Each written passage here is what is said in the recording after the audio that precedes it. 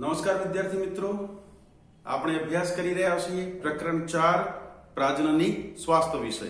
અને આ પ્રકરણની અંદર આજે આપણે કયા ટોપિક ઉપર ચર્ચા કરવા જઈ રહ્યા છીએ તો એ ટોપિકનું નામ છે દાક્તરી ગર્ભપાત અથવા તો એને શું કહેશે પ્રેરિત ગર્ભપાત. અને એને ઇંગ્લિશમાં શું કહેશે મેડિકલ ટર્મિનેશન ઓફ પ્રેગ્નન્સી. અને શોર્ટમાં એને શું કહેવાય છે એમટીપી. યાદ રાખજો, medical termination of pregnancy. Okay ને શોર્ટમાં કહેશે એમટીપી. હવે અહીંયા દાક્તરી કે પ્રેરિત ગર્ભપાત એટલે શું તો એની વ્યાખ્યા જો કરીએ તો કહેશે કે ગર્ભધારણના પૂર્વ સમય પહેલા. શું કહેશે? ગર્ભધારણ ના પૂર્વ સમય પહેલા. શું કહે છે? ગર્ભધારણના પૂર્વ સમય પહેલા ઈરાદાપૂર્વક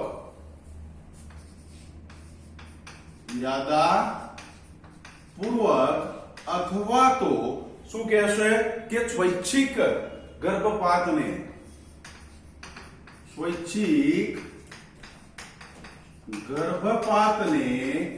શું કહેવાય છે? દાક્તરી ગર્ભપાત.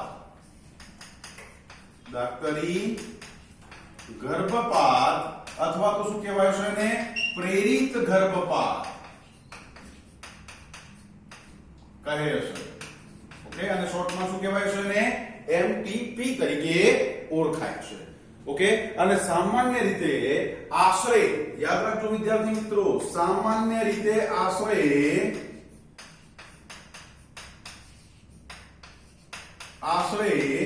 45 થી 50 મિલિયન. આંકડાને યાદ રાખી લેજો બરાબર. શું કહેશે કે સામાન્ય રીતે આશરે 45 થી 50 મિલિયન એમટીપી દર વર્ષે વિશ્વભરમાં કરવામાં આવે છે. કેટલા?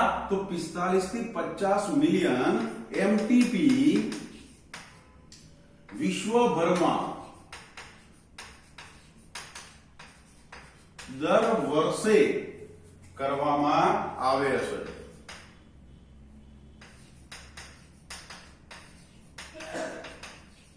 ઓકે, તો વિશ્વભરની અંદર કુલ કેટલા એમટીપી દર વર્ષે થાય છે તો કે 45 થી 50 મિલિયન એમટીપી વિશ્વભરની અંદર દર વર્ષે કરવામાં આવે છે. અને જે કુલ કાલ્પનિક ગર્ભધારણ, યાદ રાખીશું, જે કુલ કાલ્પનિક ગર્ભધારણના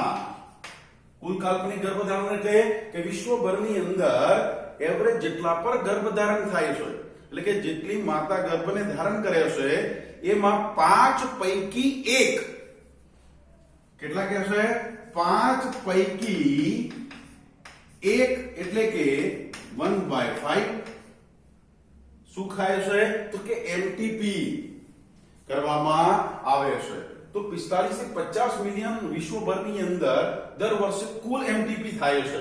અને એનો કેટલું પ્રમાણ છે તો કે કુલ કાલ્પનિક ગર્ભધારણના 5 પૈકી 1 ની સંખ્યામાં જોવા મળે છે.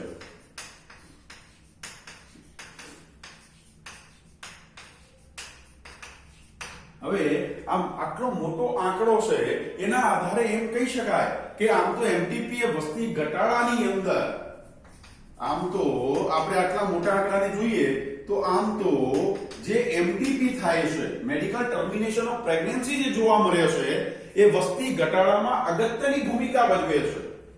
એમટીપી એ વસ્તી ઘટાડામાં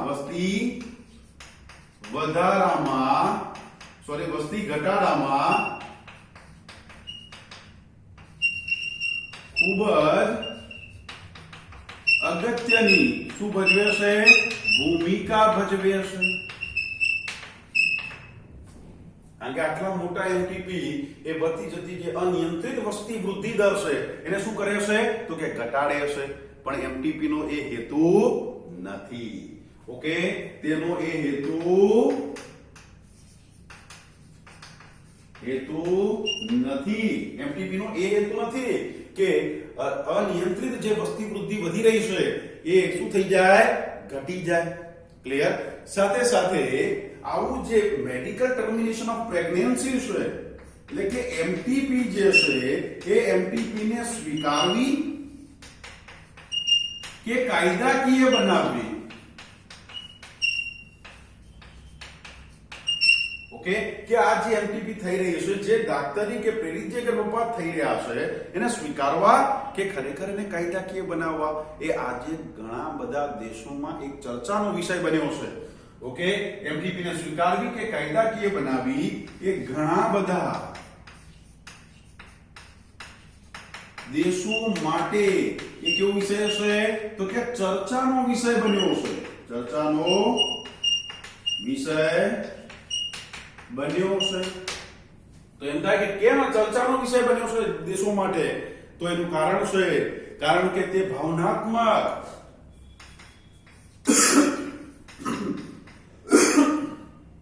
કારણ કે તે ભાવનાત્મક, ઓકે, પછી કે છે સામાજિક,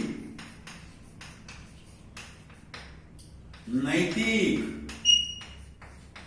એટલે કે ભાવનાત્મકતા હશે, સામાજિકતા હશે, નૈતિકતા હશે, સાથે સાથે આપણે જોતા હોય તો કે ધાર્મિક છે અને ધાર્મિક, ઓકે, ધાર્મિકતાના પરિણામે શું થયો છે?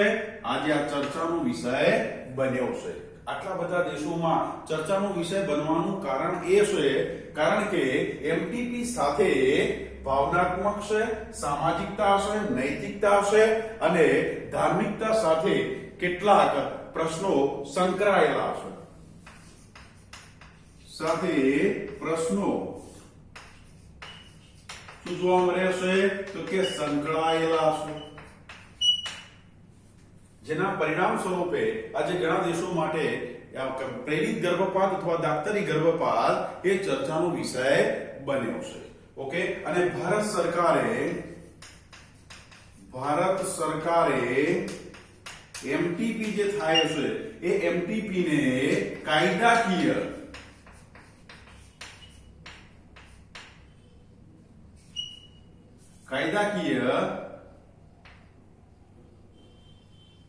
બનાવવા 1971 ની અંદર એના માટે શું કરી છે?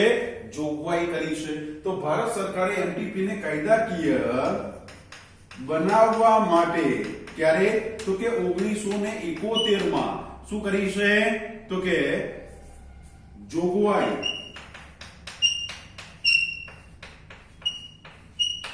એટલે કે ભારતના બંધારણની અંદર 1971 ની અંદર જે આ દાક્તરી ગર્ભપાત અથવા તો જે પ્રેરિત ગર્ભપાત છે એના વિશેની યોગ્ય જોગવાઈ કરવામાં આવી છે. ઓકે, અને એ પણ કેવી છે? તો કે સખત જોગવાઈ કરી છે કે જેનો કોઈ દુરુપયોગ ન કરી શકે. સખત જોગવાઈ કરવામાં આવી છે. સાથે સાથે આ 1971 ની અંદર જે કાયદો એમટીપી માટે રચાયો હતો એ કાયદાને 2017 ની અંદર કેટલાક સુધારા પણ કરાયા છે. ઓકે, આ જે કાયદાકીય જે 1971 ની અંદર જે સખત જોગવાઈ કરી હતી એ કાયદાની અંદર 2017 માં એમટીપી ના જે કાયદા છે એ કાયદામાં શું કરવામાં આવ્યો છે? પાછો સુધારો કરવામાં આવ્યો છે. ઓકે, 1971 ની અંદર જે કાયદો એમટીપી માટે ભારત સરકારે રચ્યો હતો એ કાયદાની અંદર 2017 ની અંદર પાછો એની અંદર શું કરવામાં આવ્યો છે? તો કેટલોક સુધારો કરવામાં આવ્યો છે. અને આ પ્રકારનો પ્રતિબંધ, હવે આ પ્રતિબંધ શું કામ છે? તો કે આ પ્રકારનો પ્રતિબંધ એ અનધિકૃત અથવા જે કાનૂની છે, આ પ્રકારનો જે કાયદો છે, એટલે કે આ પ્રકારનો જે પ્રતિબંધ મુકાયો છે એ પ્રતિબંધ એ શું કરે છે? તો કે અનઅધિકૃત અને ગેરકાનૂની જે સ્ત્રી ભ્રૂણ હત્યા થઈ રહી છે, સ્ત્રી ભ્રૂણ હત્યા અને શું કહેશે કે આ પ્રકારનો પ્રતિબંધ અનઅધિકૃત અને ગેરકાનૂની સ્ત્રી ભ્રૂણ હત્યા અને તે કેટલાક જે ભેદભાવ છે એટલે કે દીકરી દીકરા વચ્ચે જોવા મળતી અસમાનતાઓને રોકવા માટે મૂકવામાં આવ્યો છે.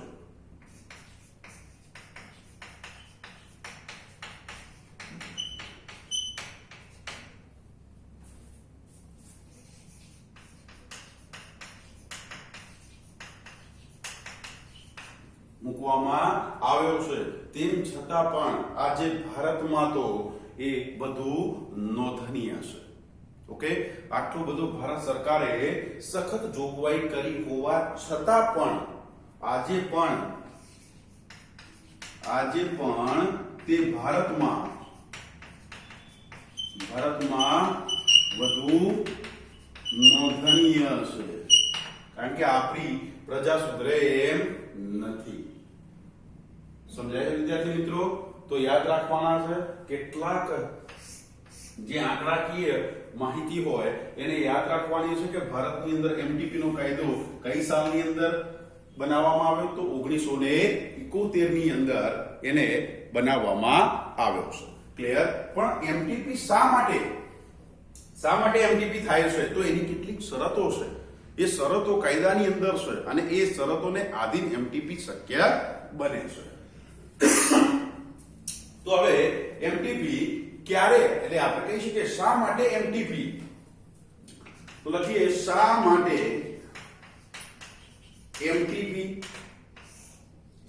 એમટીપી કરવામાં આવે છે? તો એની શરતો છે. ઓકે, અને તેની શરતોને આપણે જોઈએ કે આ શરતની અંદર આવતું હોય તો જ એમટીપી કરાવી શકાય છે. અને એની પહેલી શરત છે કે તબીબી. પહેલી શરત કઈ છે? તબીબી. એટલે કે તબીબી એટલે કોણ? તો કે ડોક્ટર છે. જ્યારે ગર્ભધારણ માતાના જીવન માટે કેવું હોય? જોખમકારક હોય. જ્યારે ગર્ભધારણ કોના માટે? તો કે માતાના જીવન માટે કેવું હોય? જોખમકારક હોય. ઓકે, જ્યારે ગર્ભધારણ માતાના જીવન માટે જોખમકારક હોય ત્યારે એમટીપી કરાવી શકાય. કાયદાએ એમાં છૂટછાટ આપી છે. ઓકે, ઘણીવાર ગર્ભાશયના કેટલાક સ્ત્રીને પ્રોબ્લેમ હોય કે જેના પરિણામે જો એ ગર્ભધારણ કરશે તો એનું મૃત્યુ પણ થઈ શકે છે.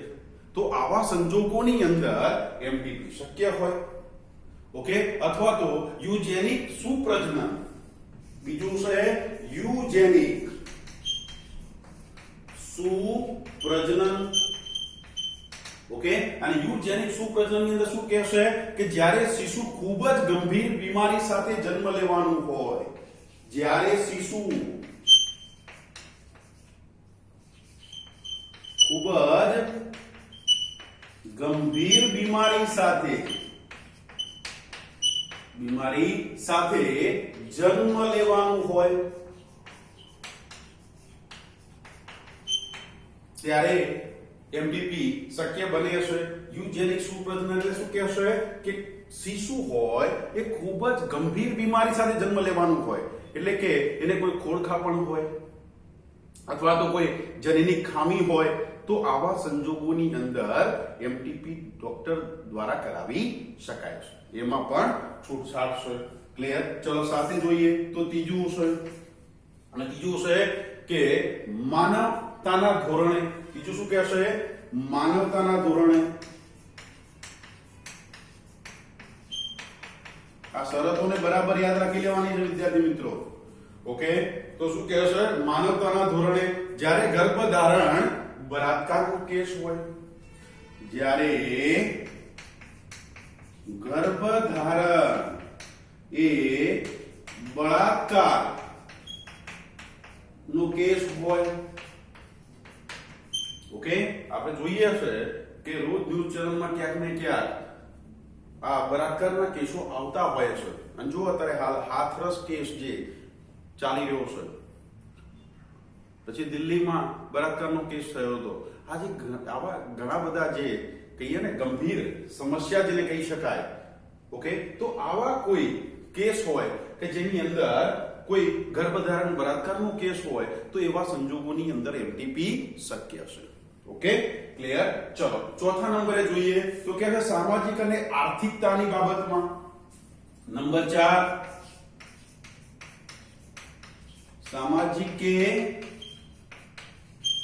આર્થિકતાની બાબતમાં જોઈએ તો સામાજિકતા કે આર્થિકતાની બાબતમાં એટલે શું કહેશે કે જો માતા 2 થી 3 શિશુ ધરાવતી હોય, જો માતા 2 થી 3 શિશુ ધરાવતી હોય, ઓકે, એટલે કે માતા જે હશે 2-3 શિશુ હોય અને પછી જો સતત ગર્ભધારણ આપણે જેને કહી શકીએ, સતત ગર્ભધારણ એ માતા અને બાળક બંનેના જીવન માટે જોખમકારક છે. 2-3 શિશુ હોય અને પછી જો ફરી ગર્ભધારણ થાય તો એવા સંજોગોની અંદર વધુ બાળકો પડવડે નહીં. ધીરે આટલી બધી આર્થિક જે મોંઘવારી છે એની અંદર ટકવું એ અઘરું છે અને આવા સંજોગોની અંદર વધુ ગર્ભધારણ એ શું કરે છે, સામાજિક અને આર્થિક રીતે એ પરવડતું નથી, પોસાય હોતું નથી. ઓકે, અને 5મા નંબરમાં જોઈએ તો ગર્ભ અવરોધકો, ઉપકરણો અને સાધનો. આપણે જાણીએ છીએ કે ગર્ભ અવરોધક ઉપકરણો કે સાધનો જે ગર્ભ ધારણ ક્ષમતાને ઘટાડે છે, એટલે કે ગર્ભ અવરોધકતા તરીકે જોવા મળે છે. આવા ગર્ભ અવરોધકો ઉપકરણો કે સાધનો જે છે એના નિષ્ફળ જવાને લીધે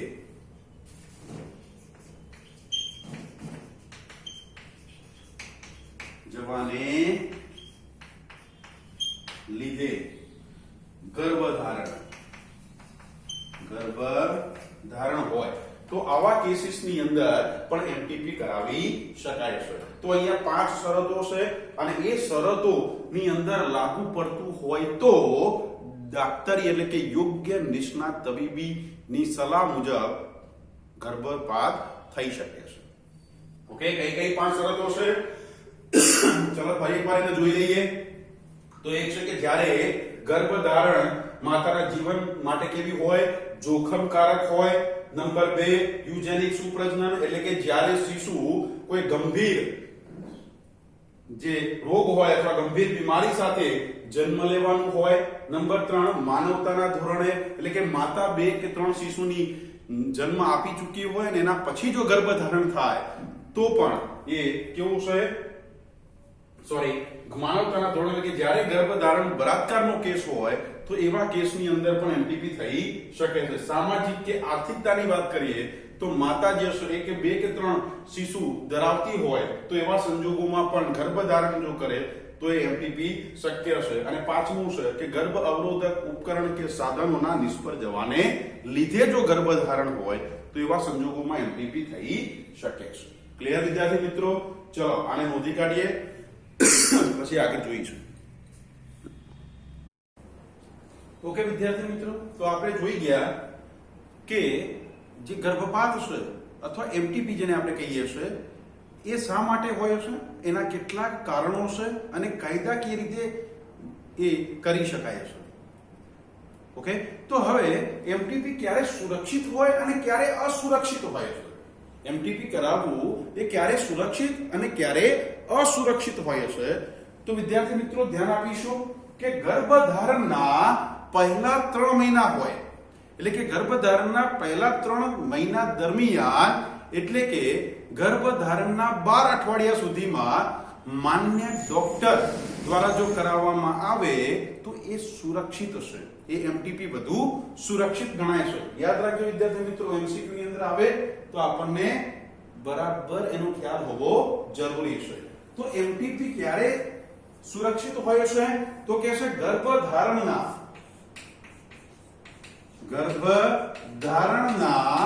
પહેલા 3 મહિના અને પહેલા 3 મહિના એટલે કેટલા કહેવાય? તો ગર્ભધારણના 12 અઠવાડિયા. ઓકે, તો ગર્ભધારણના પહેલા 3 મહિના અથવા તો શું કહેશે કે 12 અઠવાડિયા દરમિયાન જો એમટીપી કરવામાં આવે અને એ પણ કોના દ્વારા? કોઈ માન્ય ડોક્ટર દ્વારા. યાદ રાખજો, એમટીપી કોઈ માન્ય નિષ્ણાત ડોક્ટર દ્વારા કરવામાં આવે તો એ વધુ સુરક્ષિત ગણાય છે. પરંતુ જો બીજા 3 મહિના, એટલે કે આ 3 મહિના તો ખરા, એના પછીના 3 મહિના, એટલે કે બીજા 3 મહિના, અને બીજા 3 મહિના એટલે શું કહી શકાય કે 12 અઠવાડિયાથી વધારે, 12 અઠવાડિયાથી શું કહેશે? વધારે, અને 24 અઠવાડિયા કરતા ઓછા સમય. યાદ રાખજો વિદ્યાર્થી મિત્રો, શું કહેશે કે 3 મહિના, પહેલા 3 મહિના એટલે કે 12 અઠવાડિયાની અંદર જો કોઈ માન્ય નિષ્ણાત ડોક્ટરની સલાહ હેઠળ એમટીપી કરવામાં આવે તો એ વધુ સુરક્ષિત છે. ક્લિયર? પરંતુ બીજા 3 મહિના એટલે કે 12 અઠવાડિયાથી વધારે અને 24 અઠવાડિયા કરતા ઓછા સમય ની અંદર જો એમટીપી કરાવવાનું થાય, ઓકે, તો એ કેવું હોય છે? એ ઘાતક હોય છે. યાદ રાખજો, ક્યારે ઘાતક હોય છે. ક્લિયર?